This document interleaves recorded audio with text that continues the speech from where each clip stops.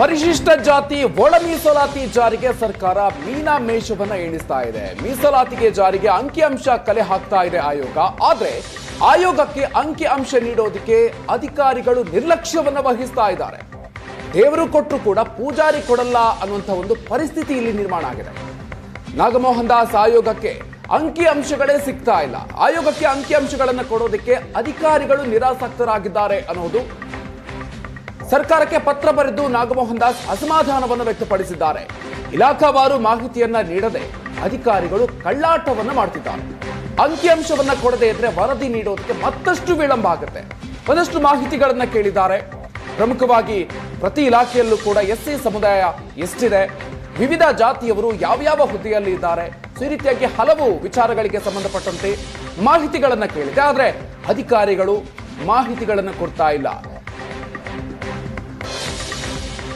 ಬನ್ನಿ ಬಗ್ಗೆ ಇನ್ನಷ್ಟು ಹೆಚ್ಚಿನ ಡೀಟೇಲ್ಸ್ ಕೊಡ್ತಾರೆ ನಮ್ಮ ಪ್ರತಿನಿಧಿ ಮಾರುತೇಶ್. ಇದೀಗ ನಮ್ಮ ಜೊತೆಗೆ ನೇರ ಸಂಪರ್ಕದಲ್ಲಿದ್ದಾರೆ, ದೂರವಾಣಿ ಸಂಪರ್ಕದಲ್ಲಿ ಜಾಯ್ನ್ ಆಗ್ತಾ ಇದ್ದಾರೆ. ಮಾರುತೇಶ್, ಇದೀಗ ಒಳ ಮೀಸಲಾತಿಗೆ ಸಂಬಂಧಪಟ್ಟಂತೆ ಮೀನಾಮೇಷ ಎಣಿಸ್ತಾ ಇರೋದು, ಅಧಿಕಾರಿಗಳು ನಿರ್ಲಕ್ಷ್ಯವನ್ನು ವಹಿಸ್ತಾ ಇದ್ದಾರೆ. ಯಾವ ಕಾರಣಕ್ಕಾಗಿ ಈ ರೀತಿಯಾಗಿ ಆಗ್ತಾ ಇದೆ?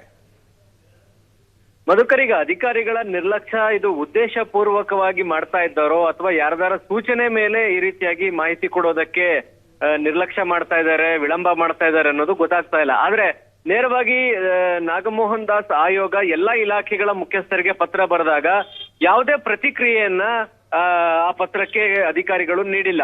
ಸೊ ಹೀಗಾಗಿ ಇದರಿಂದ ಅಂದ್ರೆ ಅಧಿಕಾರಿಗಳ ವರ್ತನೆಯಿಂದ ಆಕ್ರೋಶಗೊಂಡಂತಹ ಆಯೋಗದವರು ನೇರವಾಗಿ ಮುಖ್ಯ ಕಾರ್ಯದರ್ಶಿಗಳಿಗೆ ಪತ್ರ ಬರೆದು ಪತ್ರದಲ್ಲಿ ಬಹಳ ಸ್ಪಷ್ಟವಾಗಿ ಹೇಳಿದ್ದಾರೆ, ನಾವು ಈ ಹಿಂದೆ ಇಲಾಖೆಯ ಮುಖ್ಯಸ್ಥರುಗಳಿಗೆ ಪತ್ರ ಬರೆದಾಗ ಯಾರೂ ಕೂಡ ಮಾಹಿತಿಯನ್ನ ಒದಗಿಸಿಲ್ಲ. ಹೀಗಾಗಿ ಸರ್ಕಾರ ಈ ಒಳ ಮೀಸಲಾತಿ ಕೊಡಬೇಕು ಅನ್ನುವ ಕಾರಣಕ್ಕಾಗಿ ಆಯೋಗ ರಚನೆ ಮಾಡಿದೆ. ಇದರ ಅಂಕಿಅಂಶವನ್ನ ಆಯೋಗ ಕಲೆ ಹಾಕ್ತಾ ಇದೆ.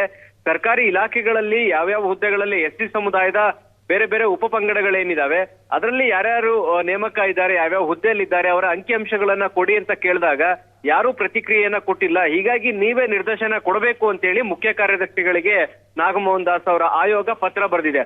ಅಂದ್ರೆ ಒಳ ಮೀಸಲಾತಿ 3 ತಿಂಗಳಲ್ಲಿ ಕೊಡ್ತೀವಿ ಅಂತೇಳಿ ಸರ್ಕಾರ ಹೇಳಿತ್ತು. ನವೆಂಬರ್ 13ಕ್ಕೆ ಆಯೋಗ ರಚನೆ ಆಯ್ತು. ಫೆಬ್ರವರಿ 13ಕ್ಕೆ 3 ತಿಂಗಳು ಮುಗಿದಿದೆ. ಇನ್ನು 2 ತಿಂಗಳ ಒಳಗೆ ವರದಿ ಕೊಡಬೇಕು ಅನ್ನುವಂತಹ ಸೂಚನೆ ಕೂಡ ಆಯೋಗಕ್ಕೆ ಇದೆ.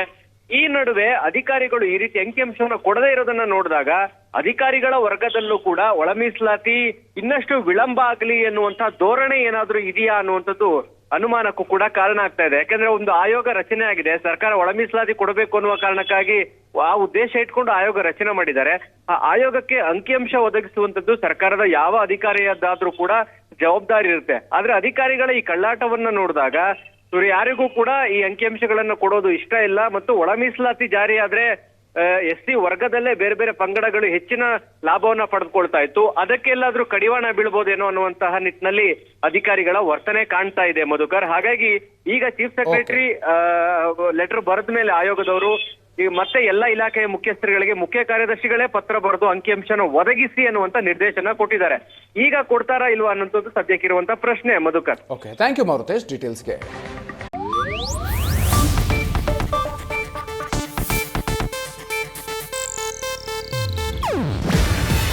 ಇದು ಏಷ್ಯಾನೆಟ್ ನ್ಯೂಸ್ ನೆಟ್ವರ್ಕ್ ಪ್ರಸ್ತುತಿ.